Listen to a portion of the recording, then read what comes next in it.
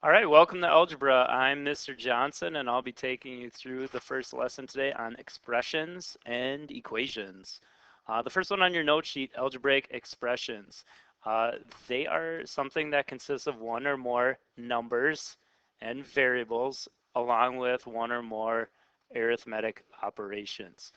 Here's an example of a algebraic expression, 3x plus 2. In this little expression here, everything has a name. We call the x is the variable. The number term over here can be called a number, or we often call this number 2 the constant term. And this 3 in front of the x is known as a coefficient. These are all terms you'll hear throughout the year.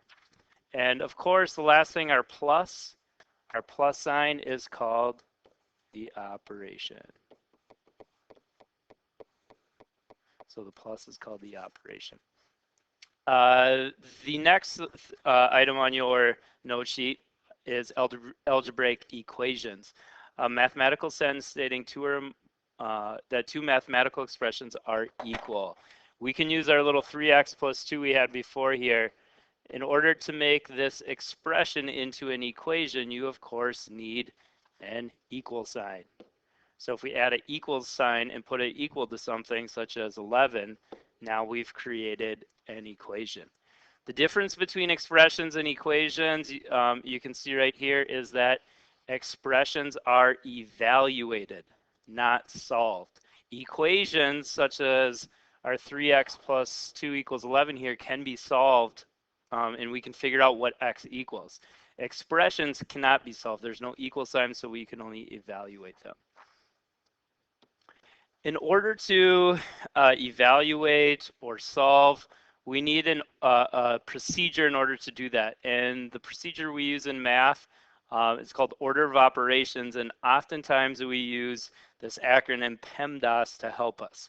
PEMDAS is an acronym where every letter stands for something. You've probably heard of this before. There's also a little saying that goes with it. Some of you may have remembered it as "Please excuse my dear Aunt Sally," where P, E, M, D, A, and S are the letters of PEMDAS. But basically every letter stands for something. You can fill this in on your note sheet. Remember, parentheses always come first. Exponents are next, then multiplication. Then we have divide, and finally add and subtract. In your note sheet, there's also this pyramid next to yours as well, though. And here at Farmington, we kind of like to use this pyramid way to think about it a little bit better, just because the pyramid gives you the better idea of it's not actually 6 steps. When you see PEMDAS, you see 6 things. There's not 6 things when you're doing, there's actually just 4. That's because multiplication and division happen at the same time. It's at the same level here. Same with adding and subtracting, it's at the same level. And when you're doing adding and subtracting, multiplying, dividing, you do them at multiplying, dividing at the same time, adding, subtracting at the same time, and you always work from left to right. So you always want to move left to right. When we talk about exponents, also something you should know about exponents and parentheses, especially parentheses, you want to work from inside out. So you want to start with the innermost parentheses, or this could also mean grouping symbols. Any type of grouping symbols. It doesn't have to be parentheses. It could be brackets or other grouping symbols.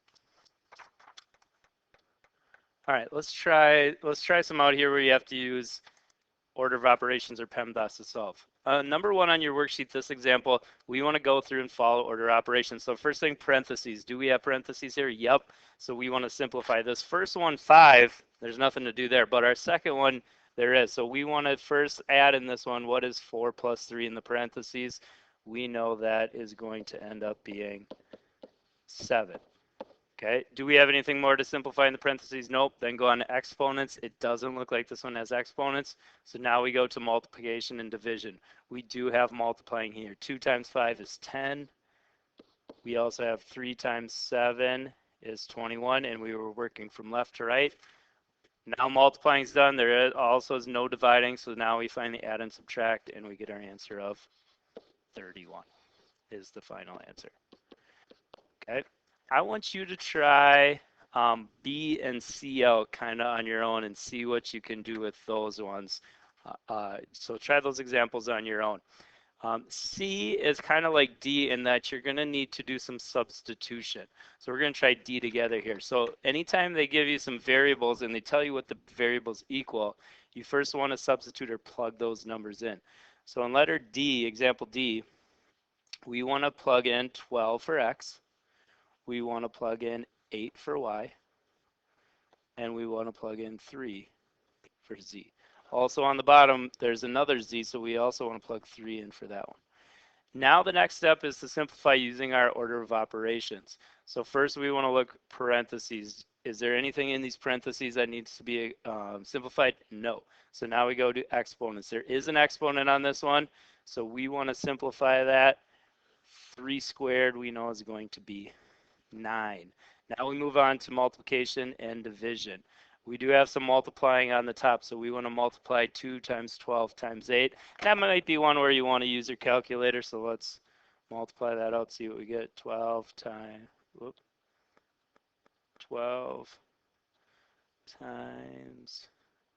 2 times 8 gives us 192. Okay. Now, this one happens to be a fraction, so before we can simplify the fraction, we do need to simplify both the numerator and denominator. Our denominator simplified down to just 9, but we want to simplify our numerator as well. So we want to take 192 minus 3, which gives us 189 divided by 9. Now we can finally simplify that, that fraction if it's possible. Let's see if it works here. What do we get if we take 189 divided by 9?